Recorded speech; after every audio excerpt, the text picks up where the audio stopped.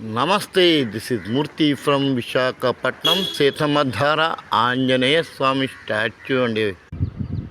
ప్రస్తుతం మన దేశ అంతర్జాతీయ సమస్యలు అందరికీ తెలిసినవే.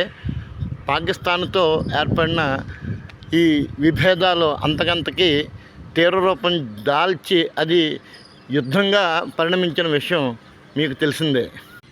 అసలు ఈ యుద్ధాలన్నీ ఎందుకు వస్తాయో మనకి ఒక కామన్ మ్యాన్ కూడా అర్థమవుతుందండి. మన చిన్న ఎగ్జాంపుల్ చెప్తాను.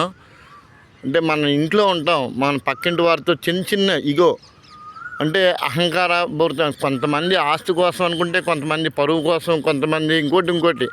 ఇప్పుడు ఏంటంటే దానికి మతం కాస్త దాన్ని హైలైట్ చేస్తూ హిందూ మతం అని, పార్సీ మతం అని, జైనులని, లేకపోతే క్రిస్టియానిటీ అని, మహమ్మదీ అని ఒకటేంటండి, ఈ మతాన్ని అడ్డు పెట్టుకొని కొంతమంది వ్యక్తులు చేస్తున్న ఈ రాజకీయ కుతంత్రాలకు విజ్ఞత లేని వాడు ఓకే, కనీసం చదువుకున్న వారైనా సరే వారి ఉచ్చులో ఎలా పడుతున్నారో నాకు అదే అర్థం కావడం లేదు.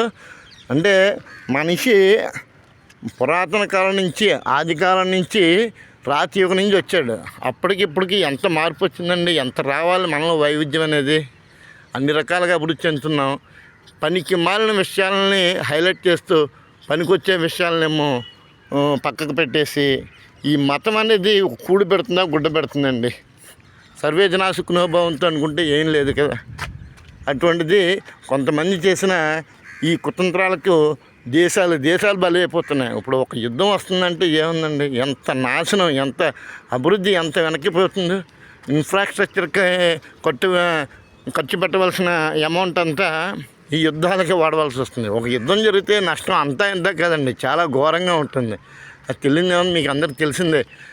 ఇప్పుడు బోర్డర్లో యుద్ధం జరుగుతుంది, దానికి తగ్గట్టుగా దేశం అంతా హై అలర్ట్ ప్రకటించారు. దానికి తోడు ఏంటంటే ఇప్పుడు పెట్రోల్, ముఖ్యంగా పెట్రోల్ కానీ ఇది కానీ టైట్ అయిందంటే అన్ని రేట్లు పెరిగిపోతాయి.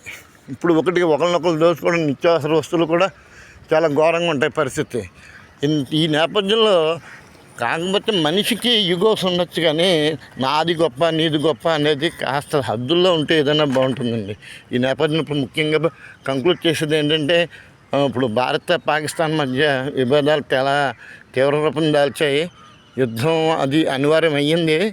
ఇప్పుడు మన వాళ్ళు అంటే ఇండియా వారు పాకిస్తాన్ మీద కొన్ని అటాకులు అయితే ఇచ్చారు. పాకిస్తాన్ మీద కదండి, పాకిస్తాన్లో ఉన్న మూకల మీద, పాకిస్తాన్లో ఉన్న అంటే మిలిటెంట్ స్థావరాల మీద చేశారు దాడులు.